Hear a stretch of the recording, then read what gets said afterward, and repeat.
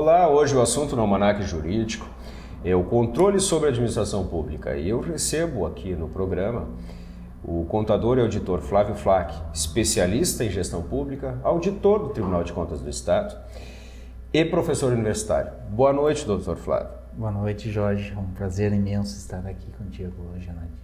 Bom recebê-lo, e eu já quero entrar logo nesse nosso tema, essa questão do Estado e o seu controle. Né? A gente sabe que todos esses mecanismos que se cria para controlar isso, muitas vezes dão um resultado parcial, enfim.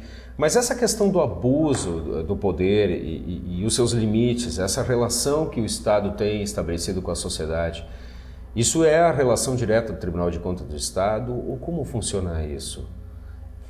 De fato, o Tribunal de Contas, ele é um órgão que foi criado justamente para dar um freio, né? Assim como está dito lá no Espírito das Leis de Montesquieu, né? Que ele escreveu que é natural que qualquer pessoa que detém o poder abusar do poder. E essa pessoa, ela vai até encontrar limite. Esse limite ele está estabelecido na lei.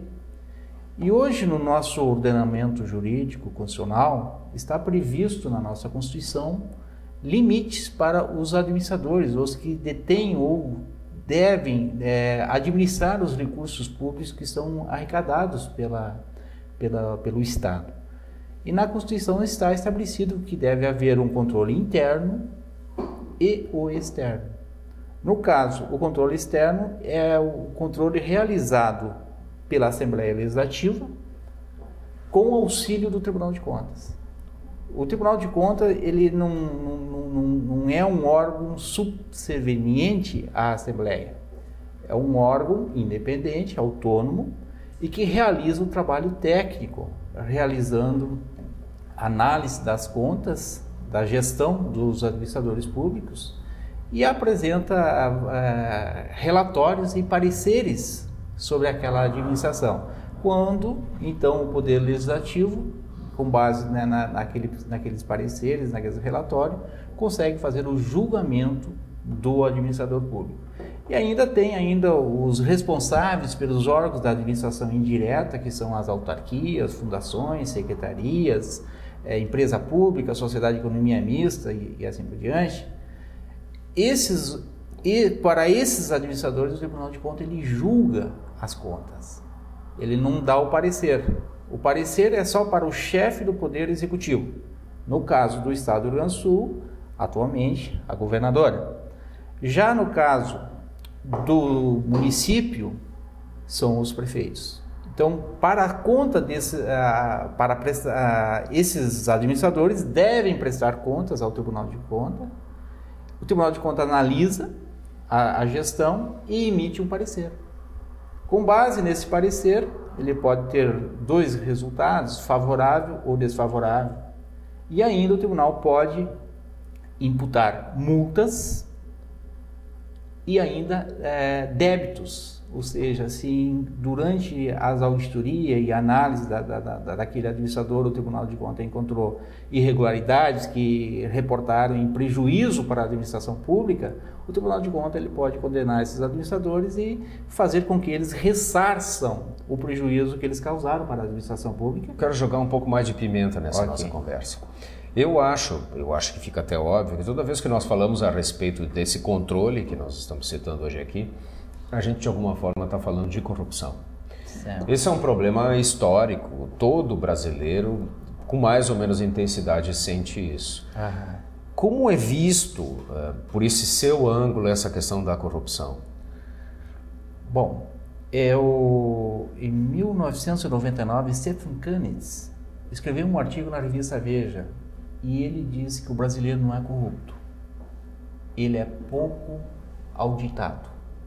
Falta fiscalização. Não há freios. Não há freio. Há abusos, né? Porque existem muitas facilidades, ou existiam facilidades, e cada vez está se diminuindo através de implemento de controles efetivos, né?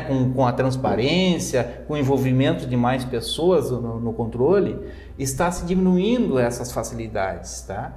E também em função da lei de responsabilidade fiscal, que impôs limites, né, aos administradores e principalmente exige responsabilidade dos gestores, faz com que um outro órgão que deve atuar internamente na administração, que é chamado de controle interno, isso está previsto no artigo 74 e 31 da nossa Constituição Federal, onde exige que deve existir de forma sistêmica, um controle interno atuando na forma da lei. A gente está falando de corrupção. Tem o corrupto, né? E tem o corruptor. Perfeito. O Tribunal de Contas ele se preocupa com o corrupto. Isso. E como é que quando ele vê essa realidade, ele age em relação ao corruptor?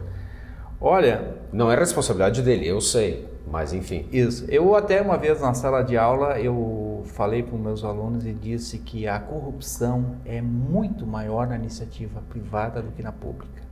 E é verdade.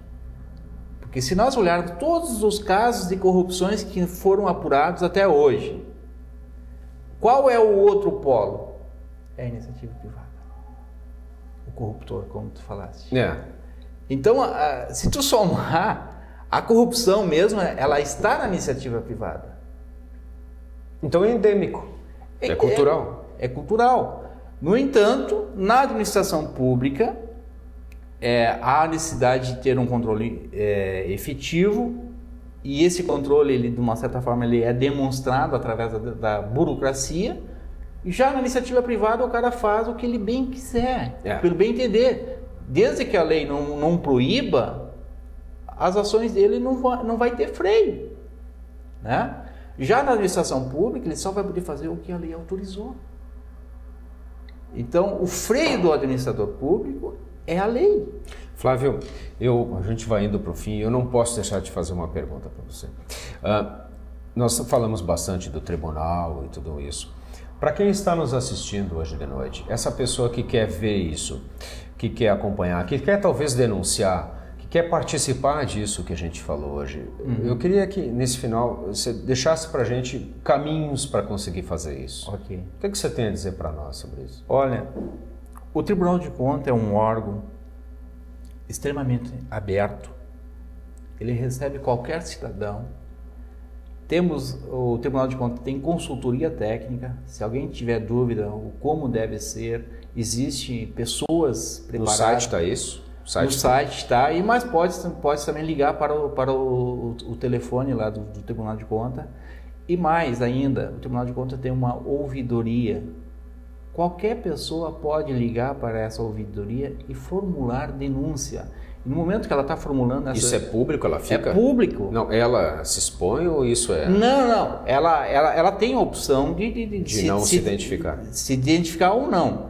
Mas quando ela faz uma denúncia e essa denúncia ela é protocolada, ela recebe um protocolo, um número, e ela pode depois acompanhar lá com aquele protocolo, com aquele número, ela vai poder acompanhar exatamente como está sendo o desenrolar dessa denúncia, o que está sendo apurado, se foi para auditoria, ou está em relatório e assim por diante. Tá ok. Flávio Flach, muito obrigado pela presença no Almanaque Jurídico. Pena, nosso tempo foi curto hoje para esse nosso assunto. Foi um prazer tê-lo aqui. Fica conosco, nós voltamos amanhã às 19h45 com um novo Almanaque Jurídico. Boa noite.